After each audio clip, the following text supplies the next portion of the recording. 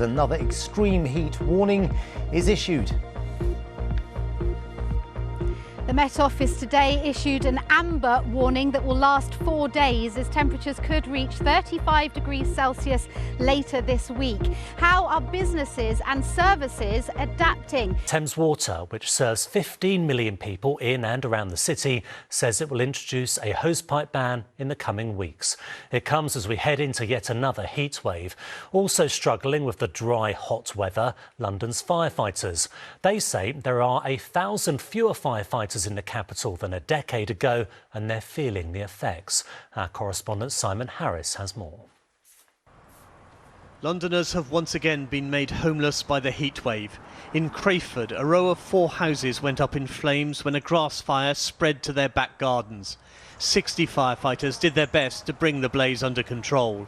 The bushes was on fire, the fence was really inflamed, and it started going to the big tree over the back there. And then I come away, and next minute I know that the whole house was caught on fire. It's thought one of the houses belonged to a family away on holiday. No one was hurt, but these properties face almost certain demolition. This latest heat wave is set to get even hotter. The Met Office and UK Health Security Agency have issued an amber warning, telling people in London and the home counties to expect extreme heat from Thursday until Sunday.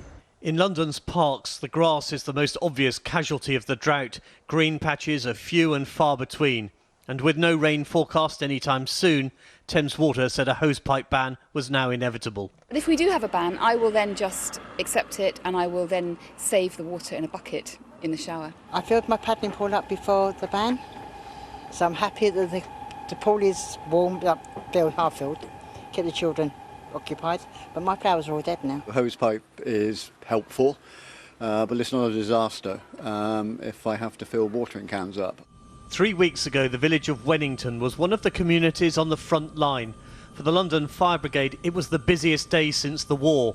But the Firefighters Union claims cuts to the service made things even worse. They started that busiest day with nearly 40 less fire engines than they should have had, with nearly 40 fire engines unavailable because they simply don't have the number of firefighters required to put on them. Fire engines can't put out fires on their own. They need to be crewed by properly trained, properly staffed firefighters.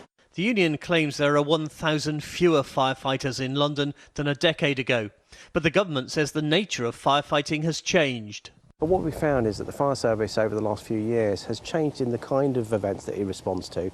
Fewer deaths by fires, but other things that the fire service needs to come out to. But we'll always adapt and make sure we're learning the lessons. As temperatures soar this week, the fire service will be bracing itself for the likelihood of yet more wildfires. Simon Harris, ITV News, Crayford.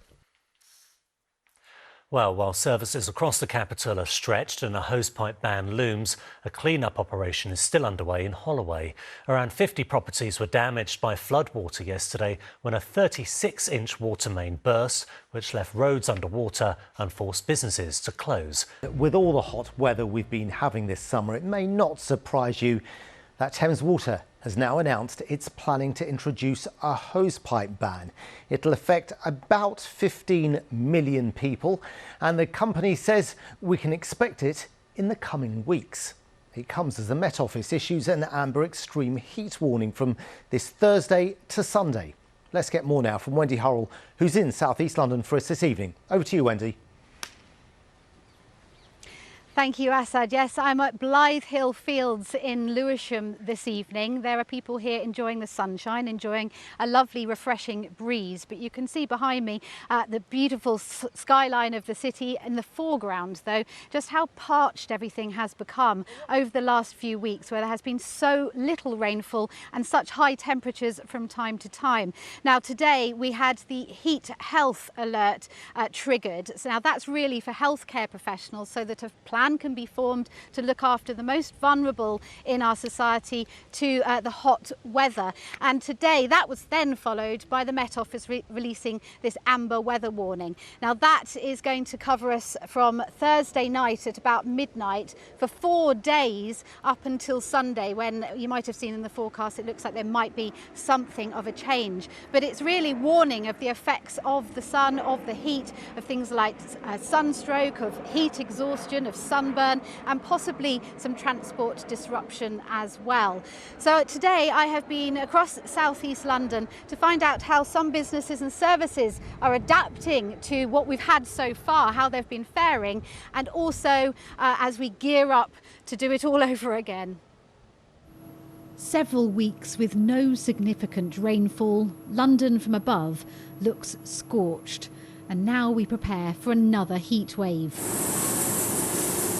This factory in Bermondsey, which makes ice for bars and restaurants, is fully stocked and ready, but rising costs and the continuing dry spell are posing challenges. If we don't have water, it's going to affect our business, isn't it? That's why we're a bit concerned about it.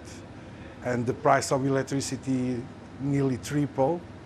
And, you know, we've got costs, but we're trying to survive at the moment.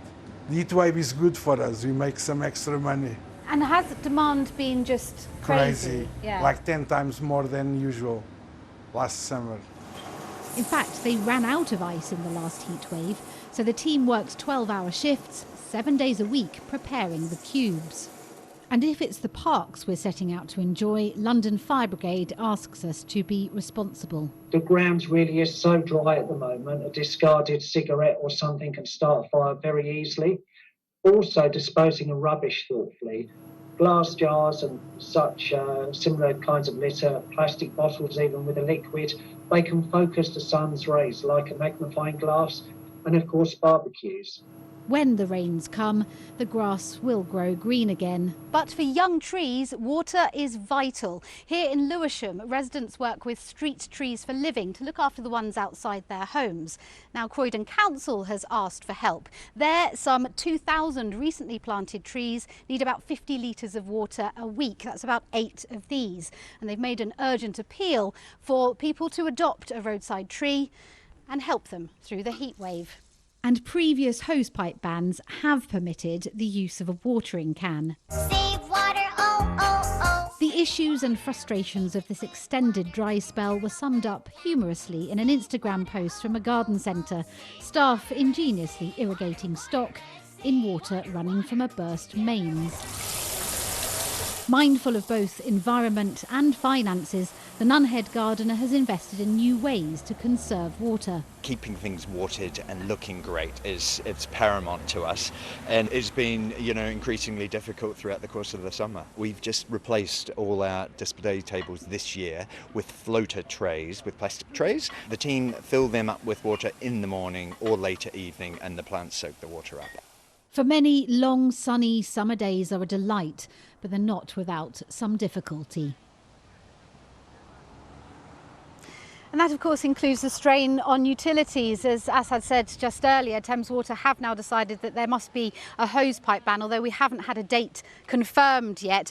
And our environment correspondent, Tom Edwards, has today been a little bit further southeast from here to look at London's water supply issues. Bow Beach Reservoir in Kent, helping to supply water to nearly 1 million homes in South London and Surrey. We're now sitting about 60% capacity. That's about 8 or 9% below where we would expect it to be. But it's entirely normal for the reservoir to drain over the summer because we don't keep filling it during the summer months. The company that supplies water to the area don't think hosepipe bans will be necessary here yet.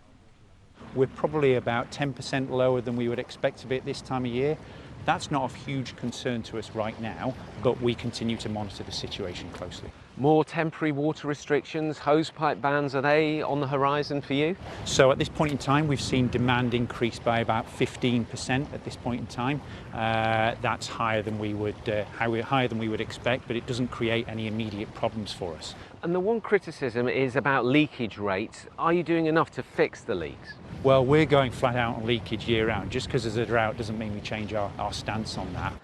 Lots of the water from our taps comes from rivers and reservoirs like this one, but also important is groundwater. That's underwater rocks that store water. They're called aquifers. All of them, though, are reliant on rain, and it has been the driest July since 1836. This is the source of the Thames. It has dried up, and different companies get water from a different mix of river, reservoir and aquifer. It means Thames Water, that gets most of its water from rivers, says a hosepipe ban will be announced within weeks. Leaks and burst water mains like this one yesterday in Islington don't help, and campaigners say restrictions should have already been put in place.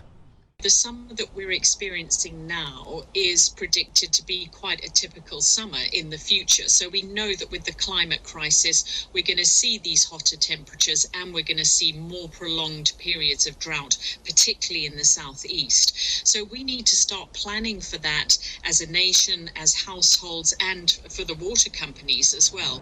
All water companies at the moment are asking customers to use water responsibly. Long-term, experts say water companies should be reducing leaks, building more reservoirs, and all of us should get used to warmer, drier summers due to our warming climate.